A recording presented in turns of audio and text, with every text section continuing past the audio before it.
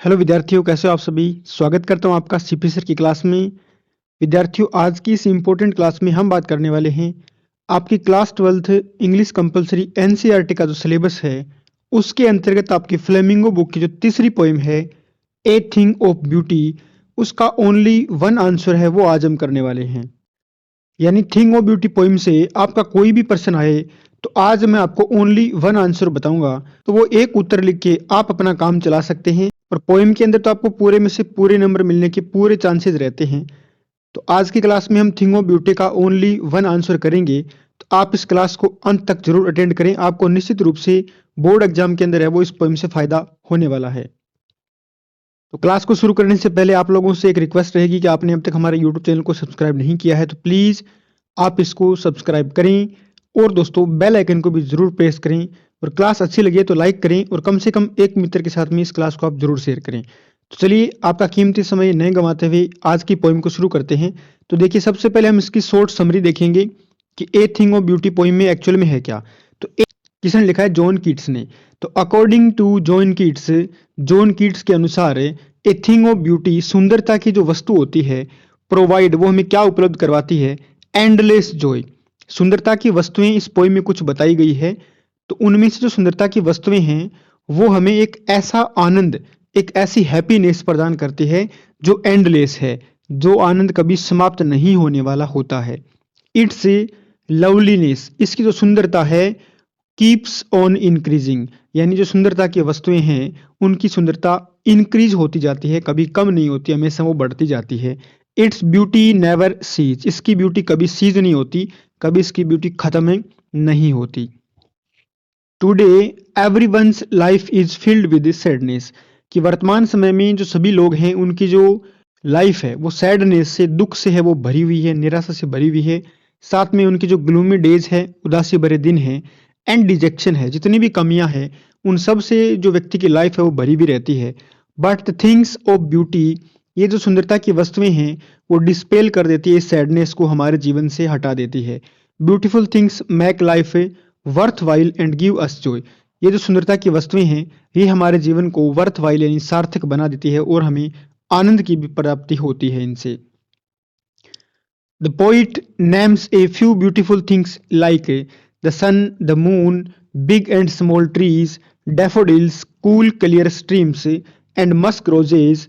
देखिए, इस कविता में कवि हमें कुछ सुंदरता की वस्तुओं के उदाहरण देते हैं, जिनमें आपका जो सन है, मून है, बड़े छोटे जो पेड़ हैं, डैफोडिल्स यानी जो नरगिस के फूल हैं, और जो कूल क्लियर स्ट्रीम, जो स्वच्छ धाराएं हैं जिसमें वाटरफॉल है, एंड जो मस्क रोजेज हैं, ये हमें क्या करते हैं? एक लास्टिंग जॉय, अंत तक चलने वाला एक जो जॉय है, आनंद है, वो हमें प्रदान करते हैं। तो आप चाहें तो ये शॉर्ट समरी भी याद कर सकते हैं।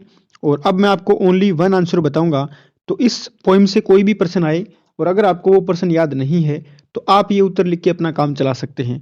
और एक्सप्लेनेशन जिन बोर्ड में लगता है रेफरेंस कॉन्टेक्स्ट विद एक्सप्लेनेशन, तो आप उसमें रेफरेंस कॉन्टेक्स्ट को छोड़ के एक्सप्लेनेशन में भी इस ओनली वन आंसर को आप लिख सकते हैं।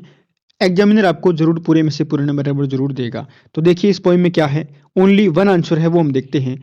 इन दिस पोइम, इस पोइम में द पोइट जॉन कीट्स, जो हमारे कवि है जॉन कीट्स, टेल्स अस, हमें बताते हैं about the beautiful object of the nature, प्रकृति की जो सुंदरता की वस्तुएं हैं, जो ऑब्जेक्ट हैं, उनके बारे में कवि हमें बताते हैं। दीज आर, अब देखिए वो सुंदरता की वस्तुएं कौन कौन सी है? The sun, the moon, the trees, the ship, daffodils and cool clear streams, musk roses, और देखिए द ग्रैंडवर ऑफ डूम्स। ये सारी की सारी क्या है? सुंदरता की वस्तुएं हैं। द ग्रैंडवर का मतलब वैभव, किसका? डूम्स का। डूम्स किसको बोलते हैं?